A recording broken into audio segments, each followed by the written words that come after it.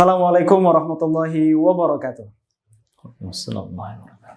Ya, sahabat Halim semuanya, alhamdulillah senang sekali saya Riki Suwardi bisa menemani teman-teman semua di program baru kita. Ya, insya Allah ini program baru Halim Quran, yakni program Diari Halim. Insya Allah pada kesempatan kali ini kita akan membahas tema-tema seputar Islam, tentunya yang ringan dan juga relate dengan kehidupan kita sehari-hari. Dan tentunya saya Riki Suwardi di sini tidak akan sendirian ya untuk membahas hal-hal tersebut. Sudah hadir bersama kita ya, guru kita semua, Ustadz Imam Syuhada Al-Ihsan bin Bati. Assalamualaikum Ustadz. Waalaikumsalam warahmatullahi wabarakatuh. Sehat Ustadz? Alhamdulillah, khair. Alhamdulillah. Masya Allah. Oke, Ustadz, insya Allah kita tema untuk pertemuan kita hari ini kita akan bahas seputar hijrah Ustadz. Masya Allah. Jadi ini fenomena yang mungkin beberapa tahun kebelakang ini masih terasa banget Ustadz. Hype-nya masih kerasa dan juga anak-anak muda yang meninggalkan kebiasaan buruknya, ya, kebiasaan masa lalunya yang buruk kemudian berhijrah jadi lebih baik. Alhamdulillah, Masya Allah. Alhamdulillah. Dan saya pengen mulai dari pertanyaan yang paling dasar, Ustaz. Ya, tafadhol. Mengenai makna hijrah itu sebenarnya apa sih, Ustaz? Makna hijrah yang sesungguhnya. Masya Allah, ya. Tentang makna hijrah yang sesungguhnya. Alhamdulillah, wassalatu wassalamu ala rasulillah, amma ba'd. Segala puji hanya bagi Allah, Rabbul Alamin, dan salat salam semoga selalu tercurah untuk Nabi kita tercinta, Nabi Muhammad sallallahu alaihi wasallam. Teman-teman rahimani wa rahimakumullah, pertanyaan yang sangat bagus ya. Apa sih makna hijrah yang sebenarnya itu? Karena memang tidak sedikit kaum muslimin yang mereka mengaku hijrah atau memutuskan diri untuk hijrah, tapi ternyata amalan dan kesehariannya masih jauh dari kata hijrah itu sendiri. Hijrah itu. Jadi ini pertanyaan perlu dipertanyakan kepada semua kaum muslimin, terkhusus yang sedang semangat hijrah. Apa sih makna hijrah yang sebenarnya? Sebetulnya jawabannya sudah ada dalam sabda Rasulullah sallallahu alaihi wasallam dalam hadis yang diriwayatkan oleh Al-Bukhari dan Muslim, datang dari Abdullah bin Umar dan yang lainnya. Ibnu Umar menyebutkan bahwa Rasulullah bersabda alaihi wassalam, "Al-muslimu man salimal muslimuna min lisanihi wa yadihi." Muslim yang sebenarnya, muslim yang sejati adalah yang tidak mengganggu orang-orang Islam di sekitarnya. Baik dengan gangguan lisan ucapan ataupun dengan gangguan tangan perbuatan. Ini pertama Nabi menyebutkan karakter atau definisi muslim yang sejati. Jadi muslim yang sejati adalah yang tidak menyakiti orang-orang di sekitarnya, baik dengan lisan ataupun perbuatan. Kemudian Rasulullah melanjutkan sabdanya di sini, wal muhajir man hajara ma nahallahu anhu. Sedangkan orang yang berhijrah, jadi dalam bahasa Arab orang yang berhijrah itu disebut muhajir. Orang yang berhijrah, yang benar-benar berhijrah, muhajir yang sejati adalah man hajara ma nahallahu anhu. Dia yang meninggalkan semua apa-apa yang telah dilarang oleh Allah Subhanahu wa taala. Maka di sini poinnya. Hijrah yang sebenarnya adalah ketika seorang hamba Allah dia betul-betul berjuang, berusaha untuk meninggalkan dan menjauhi semua perkara yang telah Allah larang. Kalau berbicara tentang hal yang Allah larang, berarti yang Rasulullah larang juga kan gitu. Betul. Karena Islam ini kan Al-Quran dan As-Sunnah, Al-Quran dan hadis Nabi. Maka di sini kita harus mengetahui apa sih yang dilarang. Itu semua sudah termaktub, ya, sudah disebutkan dalam dalil-dalil. Maka Al-Qurannya dibuka, ayat-ayat Al-Qurannya dibaca, hadis-hadis Nabi yang sahih juga dibaca, diketahui. Nanti di sana akan kita ketahui apa saja perkara yang dilarang oleh Allah dan Rasulnya, semua itu maka kita tinggalkan. Itulah hakikat hijrah yang sebenarnya. Jadi, seperti itu. Menarik. Berarti sebetulnya hijrah itu diartikan nggak hanya sebagai hijrah tempat, berarti. Tidak hanya hijrah tempat. Tidak hanya hijrah berubah penampilan saja. Kadang kan sebagian teman-teman ada yang karena sudah berubah penampilan ya, kalau laki-laki mungkin mulai berjenggot gitu ya, mulai pakai baju kemeja koko, ya, baju takwa atau pecian, sarungan, ya, cingkrang. Kalau yang perempuannya sudah mulai berhijab sempurna, hijab syar'i, bahkan bercadar mungkin. Tidak hanya sebatas penampilan hijrah itu, tetapi lebih kepada tadi. Ada prinsip yang harus dijaga dan diamalkan. Ketahui apa yang Allah dan Rasulnya larang, kemudian tinggalkan semua itu. Berkaitan dengan apapun. Ya, dengan pekerjaan, dengan mencari nafkah di rumah tangga, dalam pendidikan, dalam pergaulan, dalam makanan, minuman, dalam ibadah, muamalah, semua hal. Jika kita tahu di situ ada sesuatu yang Allah dan Rasulnya larang, maka wajib ditinggalkan, dan itulah hakikat hijrah. Tidak hanya sekadar pindah lingkungan, ya. Jangan sampai lingkungannya berubah. Lingkungan yang hitam berubah menjadi putih, teman-teman pun berubah. Teman-teman yang nakal menjadi teman-teman yang baik, tetapi diri kitanya nggak berubah. Ini bahaya, malah nanti ketika kita pindah ke tempat yang putih, malah kita yang menjadikan hitam, kan seperti itu. Ya. Barakallahu fikum. Ya, jadi sebenarnya kalau misalnya relate nih sama kehidupan sekarang nih, karena banyak kawan-kawan kita yang mungkin sudah berhijrah, kemudian mereka ada yang istilahnya sampai keluar dari pekerjaan, karena istilahnya di lingkungan pekerjaannya nggak mendukung untuk hijrah. Nah, kalau untuk sekarang nih, kalau misalnya hijrah, kemudian sebetulnya yang harus di awal nih, apakah memang ilmunya dulu atau mending kita keluar dulu dari lingkungan? Kalau misalnya memang perlu untuk keluar dari lingkungan. Ya, barakallahu fikum. Tadi kan kita sebutkan bahwa hijrah ini dari semua sisi, ya. Harus kita berusaha meninggalkan apa-apa yang Allah dan Rasulnya larang. Ya, termasuk juga nanti bicara tentang pekerjaan, ya. Ketika pekerjaan kita ternyata di situ ada sesuatu yang haram menurut Allah dan Rasulnya, dalam pekerjaan kita ada sesuatu yang Allah dan Rasulnya tidak meridhoi, maka kalau kita hijrah, ya mau tidak mau harus meninggalkan pekerjaan yang tidak halal tersebut, gitu. Misalkan pekerjaannya ribawi, ya, pekerjaannya memperjualbelikan makanan yang haram atau minuman yang haram, atau pekerjaannya ada unsur menipu orang lain, atau membuka aurat, ya, mengumbar aurat, atau berbagai macam hal keharaman.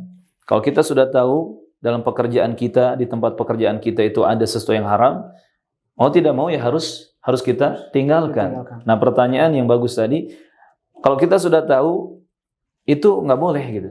Kita kerja dengan pekerjaan yang Allah dan Rasulnya tidak memperbolehkan. Kita bekerja di suatu tempat yang di situ justru ada keharaman yang Allah dan Rasulnya memurkai itu. Kita apakah harus langsung meninggalkan atau tetap bekerja di situ, tetapi nyari tahu dulu ilmunya? Sebetulnya ketika kita sudah tahu ini haram, itu nggak boleh, itu udah ada ilmu sebetulnya. Ya kan? Ketahuan itu nggak boleh. Ketahuan itu ilmu. Ya. Al ilmu kan pengetahuan. Ilmu itu pengetahuan. Ketika kita misalkan sudah tahu riba haram, itu ilmu. Iya, betul. Ketika kita sudah tahu mengumbar atau membuka aurat itu haram, itu ilmu. Gitu. Nah, ketika sudah tahu berarti sudah ada ilmunya.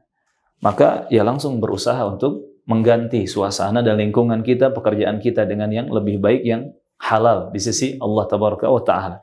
Tapi mungkin kalau yang dimaksud harus belajar lebih lanjut, gitu ya, menghafal Qur'annya, membaca hadisnya, ya jangan menunggu kita menjadi seorang Imam Bukhari, gitu. Jangan menunggu kita menjadi seorang Abdullah bin Abbas, ya. Tapi kalau sudah tahu, ya, secara keumuman ilmu bahwa ini haram, itu nggak boleh, ini dilarang oleh Allah dan Rasulnya, ini tidak diperbolehkan dalam Islam, maka bismillah, langsung kita tinggalkan. Walaupun nanti mungkin kan banyak terjadi waswas syaitan, ya. Syaitan akan mengganggu kita, membisikkan hal-hal yang menjadi kita ini merasa takut, khawatir, gitu. Bagaimana kalau nanti nggak dapat pekerjaan yang lain, gitu. Bagaimana kalau penghasilannya hilang, gitu kan. Kelaparan, miskin, segala macam. Nah, di sini harus dibarengi dengan ilmu. Jadi yang benar, ilmu terus dipelajari sambil merubah lingkungan yang lebih baik dan halal. Artinya jangan menunggu salah satunya, tetapi semuanya berjalan seiringan. ilmu terus dipelajari, kemudian pekerjaan kita, lingkungan kita juga mulai dirubah. Barakallahu fikum. Seperti itu. Jadi memang harus beriringan berarti saja. Harus beriringan. Ilmu juga kita sambil cari juga lingkungan usahakan harus dirubah saja. Iya. Jadi solusi tepatnya adalah beriringan. Ilmu dan juga merubah lingkungan tadi. Karena insya Allah ketika ilmu terus digali, ilmu terus dicari tahu, dia akan lebih kuat imannya, dia akan lebih mantap ya melangkahkan kaki untuk hijrahnya. Termasuk nanti pun ketika pekerjaannya, lingkungannya itu mulai dirubah dari yang nggak boleh menjadi boleh, dari yang haram ditinggalkan dirubah mencari yang halal. Ini pun nanti akan mendatangkan keberkahan untuk ilmunya. Karena jangan sampai sudah tahu ilmunya atau terus ilmunya dipelajari, tapi masih kerja di tempat yang haram. Berarti ilmunya nggak berkah. Bahkan nanti ilmu akan menjadi hujjah alaih. Jadi bukan pembela tetapi penggugat. Ya. Di akhirat akan menggugat. Kenapa sudah tahu ilmu tetapi tidak diamalkan? Kan seperti itu. Jadi kalau sudah tahu ilmunya, sambil ya kita juga segera mencari lingkungan yang lebih baik. Dan di sini insya Allah waswas syaitan seperti apapun gangguan dan bisikannya akan bisa kita tepis. Karena pasti kita akan teringat sabda Rasulullah kepada Abu Qatadah dan yang lainnya. Kata Rasulullah radhiyallahu anhum, "Man taraka syai'an lillah awadahu Allahu khairan min." Kurang lebih seperti itu maknanya. Ketika seseorang meninggalkan sesuatu karena Allah, dia meninggalkan sesuatu karena Allah, maka pasti Allah akan memberikan ganti untuknya yang jauh lebih baik. Apalagi masalah rezeki. Kalau ilmu terus digali, akidahnya dipelajari, ya, tauhidnya juga terus dipelajari, dia tidak akan ada kekhawatiran masalah rezeki.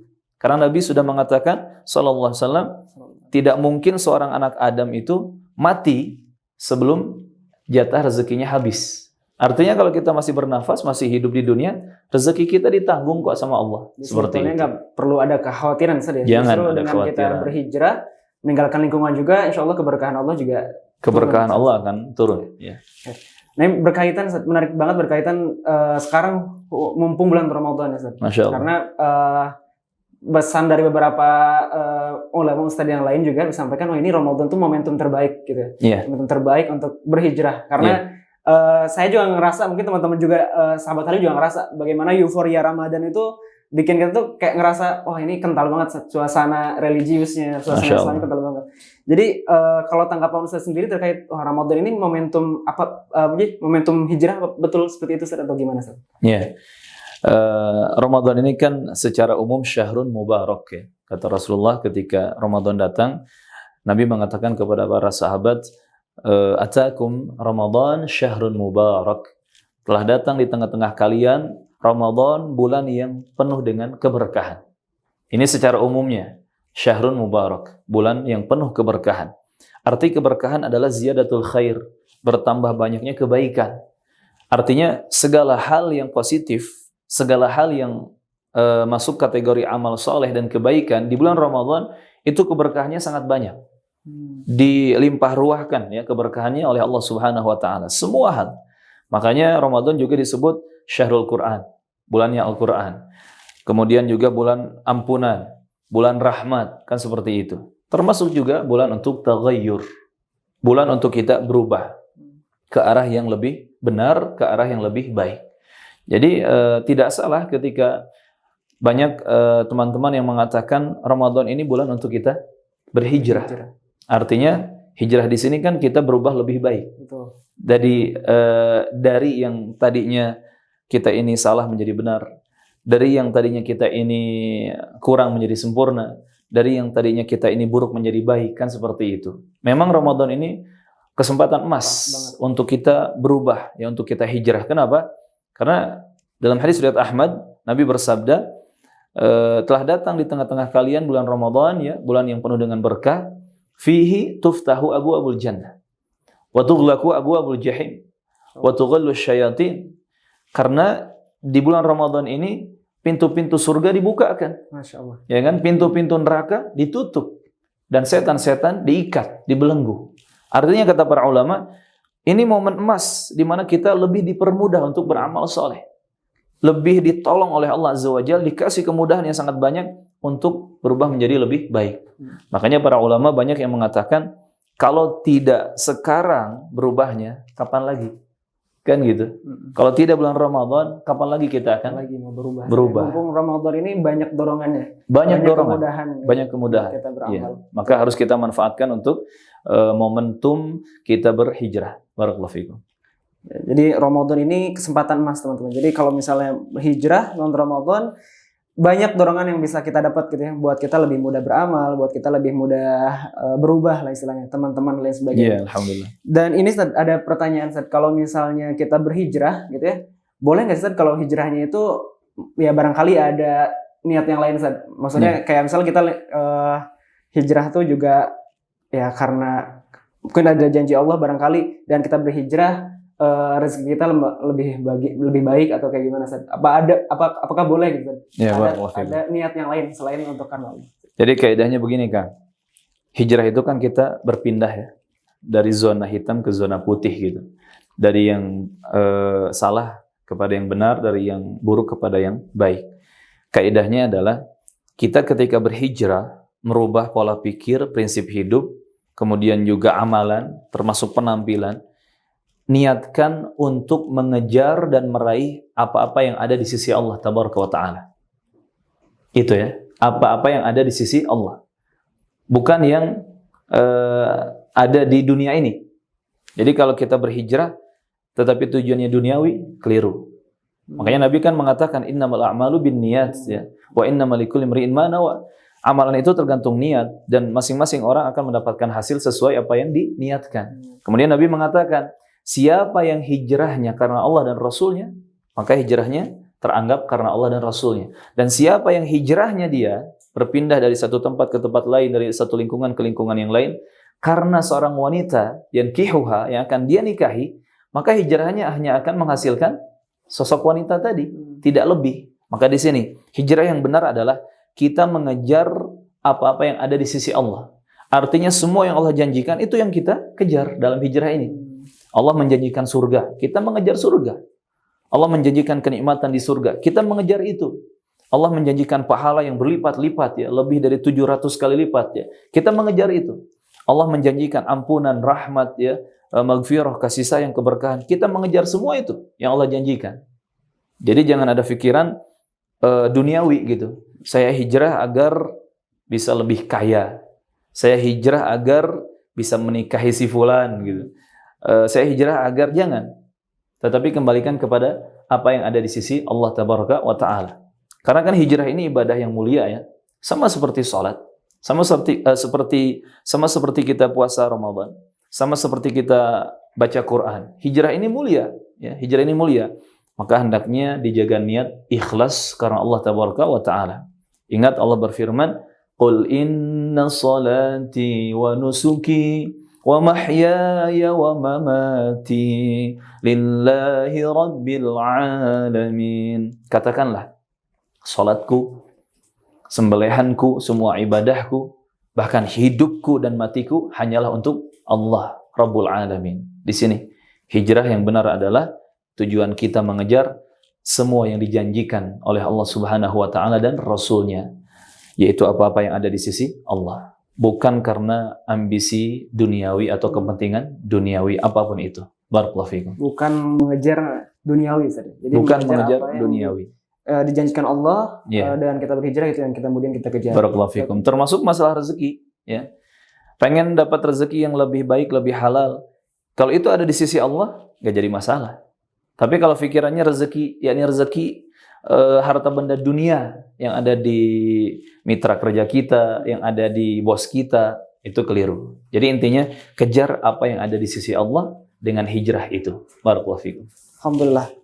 Alhamdulillah teman-teman, bahasan hijrah ini menarik banget gitu ya, dan mungkin banyak banget yang bisa kita cari tahu lagi sebetulnya dari makna ataupun dari tema hijrah ini.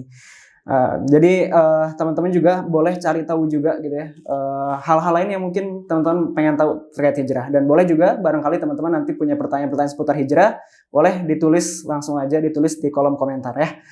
Alhamdulillah teman-teman, tema hijrah kita sudah kita bahas pada episode pertama ini gitu ya. Mudah-mudahan bermanfaat bagi kita semua. Insyaallah kita tutup berikutnya dengan membaca kafaratul majlis. Subhanallah bihamdika, asyhadu an la ilaha illa anta, astaghfiruka wa atubu ilaik. Terima kasih Ustaz atas kehadirannya dan juga ilmu yang sudah disampaikan. Terima kasih teman-teman juga yang sudah menyaksikan. Assalamualaikum warahmatullahi wabarakatuh. Waalaikumsalam warahmatullahi wabarakatuh. Bismillahirrahmanirrahim. Alhamdulillah, wassalatu wassalamu ala rasulillah. Sahabat Halim semuanya, jangan lupa ya untuk like, komen, dan subscribe YouTube channel Halim Quran. Karena insya Allah akan ada video kajian Islam yang akan membahas tentang permasalahan Islam di zaman kekinian. Dan juga teman-teman sahabat Halim, jangan lupa untuk follow sosial media @halimquran. Sekali lagi, sosial media @halimquran. Karena setiap harinya akan ada info-info menarik seputar Quran dan keislaman. Semoga berkah untuk semua. Sahabat Halim, barakallahu fikum. Assalamualaikum warahmatullahi wabarakatuh.